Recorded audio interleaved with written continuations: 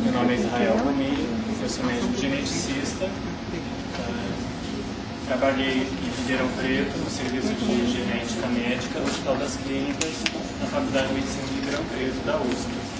Infelizmente, atualmente já não atendo mais lá, e agora estou aqui em São Paulo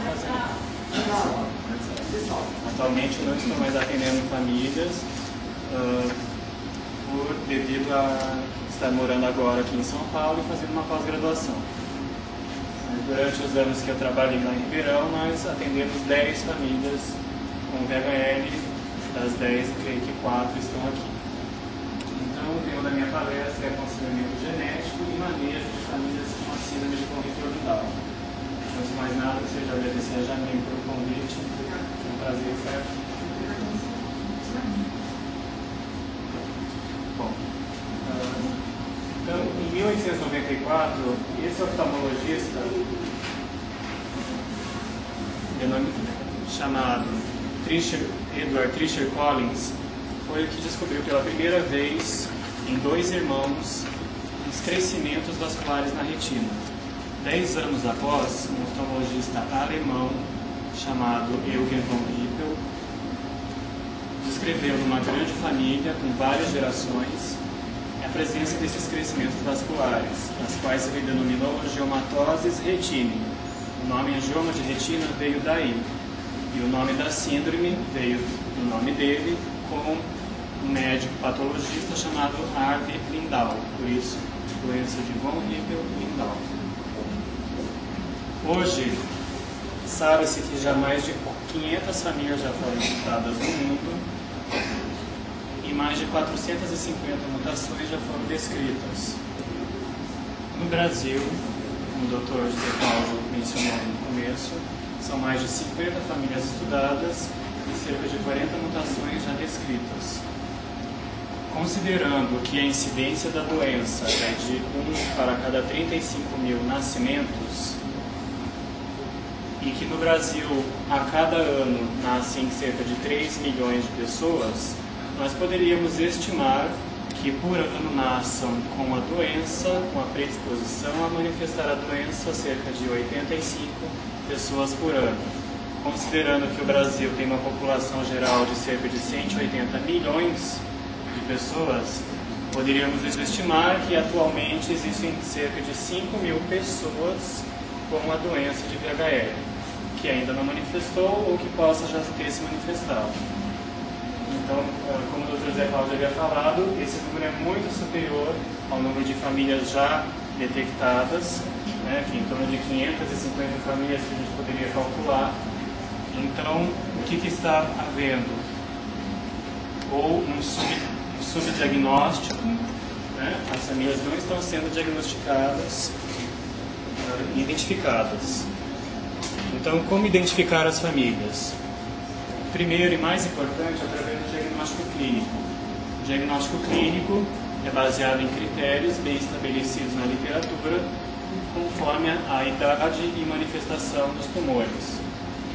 Também, igualmente importante, é o diagnóstico genético, pois ele vai possibilitar identificar a causa da doença, o tipo da mutação. Isso só será possível através de um laboratório bem equipado, com uma equipe preparada para detectar esta mutação. Uma vez uma família que tem o diagnóstico clínico e genético, será possível então fornecer a essa família o aconselhamento genético.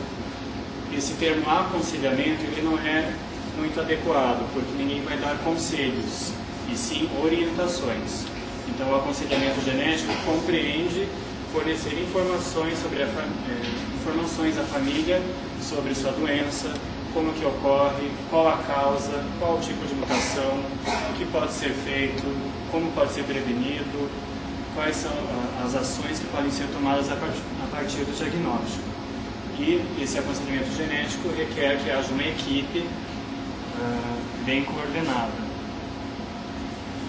Então, como orientar as famílias? Existem basicamente três situações numa família em que se apresenta com a doença. Primeiro, o paciente sintomático, que é aquele que manifestou a doença, que tem já o seu diagnóstico clínico e ou genético, aquele familiar assintomático que ainda não manifestou a doença, mas que tem sua mutação identificada, que é o chamado portador, e o familiar assintomático que não teve ainda sua mutação identificada. Para cada um dos três será fornecido um manejo clínico individualizado, que consiste numa monitorização através de exames complementares, periódicos e contínuos, que vai possibilitar então o quê? Qual que é o principal objetivo? É o diagnóstico e tratamento precoce dos tumores associados à doença. Como é feita então essa monitorização? Então existem diversos protocolos na literatura, tá? Dos quais eu selecionei este aqui por ser um dos mais atualizados. Então, no caso de um paciente com diagnóstico que é sintomático e do portador que ainda não manifestou a doença, eles devem ser submetidos a um exame físico e neurológico anualmente, exame de fundo de olho anualmente, ressonância de encéfalo a cada 3 anos após os 50 anos e a cada 5 anos após os 50 anos, ressonância ou ultrassom de abdômen anualmente, também pode ser feita tomografia no caso de múltiplos cistos, e exame de urina de 24 horas e de sangue para detectar as substâncias produzidas pelas suprarrenais.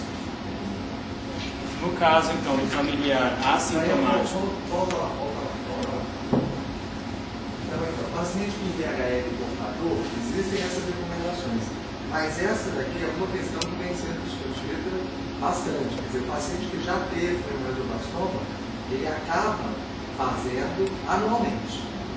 Tá? Acaba fazendo anualmente. Então, hoje o que a gente recomenda, assim, até a pessoa ter manifestação, ela poderia até fazer de 2 em 2 anos, até ter o primeiro hemangiblastoma. Mas no momento que ela tem hemangiblastoma, ela tem que fazer um segmento maior, porque aquela lesão ou vai ser operada, tem risco de voltar, ou ela vai ter que ser tratada e precisa ser revista, né? Então acaba sendo uma recomendação geral, mas a gente tem que individualizar, tá?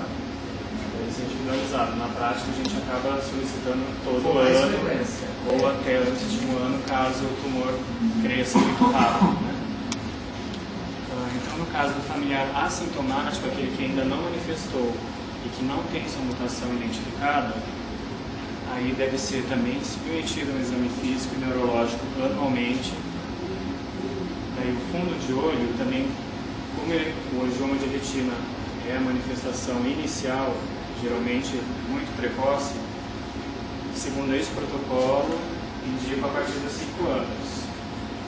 Conforme vão sendo discutidos os simpósios, vão antecipando ou não.